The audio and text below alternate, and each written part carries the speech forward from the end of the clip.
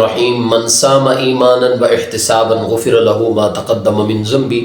من قام ایمانا و احتسابا غفر له ما تقدم من ذنبه۔ اب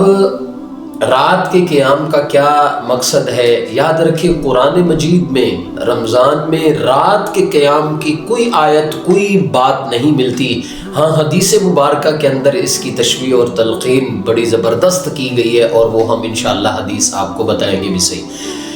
اصل میں تراویح کا پس منظر کیا ہے کہ آقا دو جہاں صلی اللہ علیہ وسلم کے زمانے میں ظاہر سی بات ہے لوگ غریب بھی تھے، لوگ مزدور بھی تھے، مزدور طبقہ بھی تھا۔ اب آقا دو جہاں صلی اللہ علیہ وسلم نے جو تراویح اور بعد میں اس کو چھوڑ دیا گیا، اس کا پس منظر کیا ہے کہ آقا نے صرف 3 دن یعنی 3 راتیں آپ نے آ کر کے مسجد نبوی کے اندر امامت کروائی، اور 8 رکعتیں آقا دو جہاں صلی اللہ علیہ وسلم نے پڑھی، اور وہ بھی تہجد کے وقت میں حضور نے پڑھی، اور پھر اس کے بعد اس کو چھوڑ دیا گیا۔ اب پھر حضور کے زمانے میں یا حضرت ابوبکر کے زمانے میں پھر اس کا کوئی ثبوت نہیں ملتا، حدیث کی کتابوں میں یا قرآن مجید کے اندر کوئی اس کا ثبوت نہیں ہے۔ اور پھر جب دور آیا حضرت عمر فاروق رضی اللہ تعالیٰ عنہ کا، اور حضرت عمر کے دور میں بھی 5 سال بعد ہے، 2 سال بعد ہے، کب ہے اس کا کوئی یہ نہیں ہے۔ حضرت عمر جب مسجد نبوی میں ایک دفعہ آئے تو آپ نے دیکھا کہ کچھ صحابہ کرام ایک حافظ کے پیچھے کھڑے ہو کر کے 10-12 لوگ ایک کونے میں کھڑے ہیں، کچھ دوسرے کونے میں کھڑے ہیں، کچھ تیسرے کونے میں کھڑے ہیں۔ تو حضرت عمر رضی اللہ تعالیٰ نے ارشاد فرمانے لگے کیوں نہ کہ ان سب کو ایک جگہ پر جمع کر دیا جائے، ایک امام کے پیچھے جمع کر دیا جائے۔ تو حضرت عمر نے اس وقت یہ اعلان فرمایا، حکم دیا کہ آج کے بعد، اور جو عشاء تہجد کے وقت پڑھتے ہیں یہ بھی ذرا مشکل ہے اس وقت اٹھنا، کہ اب اس کو اگر اس کو عشاء کے ساتھ متصل کر کے اس کو چھوڑ دیا جائے تو یہ زیادہ بہتر ہے، اور اس میں سب شریک ہو سکتے ہیں۔ تو حضرت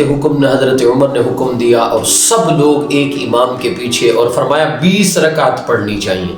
تو سب لوگ حضرت عمر کے حکم پر ایک امام کے پیچھے عشاء کی نماز کے بعد ہی کھڑے ہو گئے،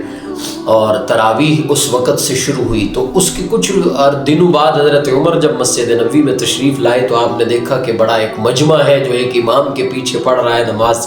تو آپ نے فرمایا نعم البدعۃ ہذہ حسن، کہ یہ جو ہماری نئی بات، یعنی ایک بدعت بھی ہے لغوی اعتبار سے، یعنی ایک نیا طریقہ ہے، لیکن یہ ایک اچھا طریقہ ہے۔ اب یہاں سے اہل تشیع حضرات جو ہے وہ ظاہر سی بات ہے حضرت عمر کے کسی بھی اجتہاد کے قائل نہیں ہیں، اور اسی طرح اہل حدیث حضرات جو ہیں وہ بھی کہتے ہیں کہ جی یہ حضرت عمر کے زمانے تک کی بات تھی، لہذا اب وہ 8 رکعتیں پڑھتے ہیں، لیکن انہوں نے بھی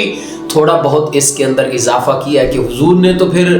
تہجد کے وقت پڑھا تھا، وہ بھی عشاء کے ساتھ پڑھتے ہیں، اور حضور نے تو صرف 3 دن پڑھی، اور وہ پھر پورے 20 دن جو ہے نا جی اس کو کیا کرتے ہیں پڑھتے ہیں۔ لیکن اہل سنت والجماعت کے ہاں یہ تمام کے تمام حضرات اس بات پر متفق ہیں کہ حضرت عمر کا یہ طریقہ ایک آسن طریقہ ہے، اچھا طریقہ ہے جس پر وہ عمل کرتے ہیں۔ لہذا رات کی تراویح کوئی فرض نماز نہیں ہے، کوئی واجب نماز نہیں ہے کہ جس کو چھوڑنے سے انسان گناہگار ہوگا،